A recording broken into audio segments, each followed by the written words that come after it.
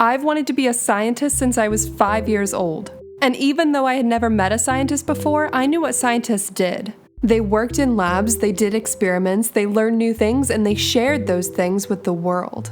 It wasn't until I got to graduate school that I realized things were not that simple. It is true that scientists publish their work and that almost anyone in the world can see it, but it's far from the sharing that my 5-year-old self imagined. Scientific publications are dense, jargon-laden, and clearly written only for scientists who study that specific topic.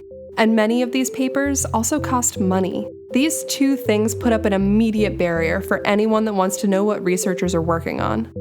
You shouldn't have to have 4 or more years of scientific training just to understand the newest scientific research. Why can't we do what my 5-year-old self thought was a given? Why can't scientists share their research in a way that people can actually engage with? The good news is that I think that we have all of the tools available to correct this issue right now. I'm sure most of you out there are on some kind of social media, whether it's Instagram, Facebook, Twitter, something. And even if you don't have social media, I'm sure most of you have access to some kind of internet at home. With the internet, we can share anything with people all over the world instantaneously. With Twitter, I talk to people as far away as Australia. With Facebook, I can let all of my friends and family know exactly how stressful my day at work was as it's happening. And with YouTube, I can take scientific papers and convert them into a story that's relevant for the average person. Scientific YouTube channels have a history of reaching millions of people with fun videos on important topics like why we don't all have cancer or why honey doesn't grow bacteria. There's no reason we can't take that model and apply it to current research.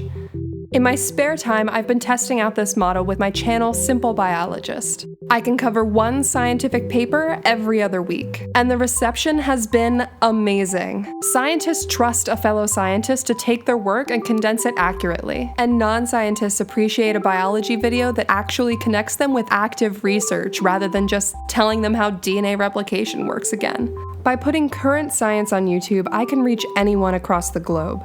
Imagine all the mothers, fathers, sons, and daughters I could reach. Not to mention the voters, policymakers, bankers, and hairdressers.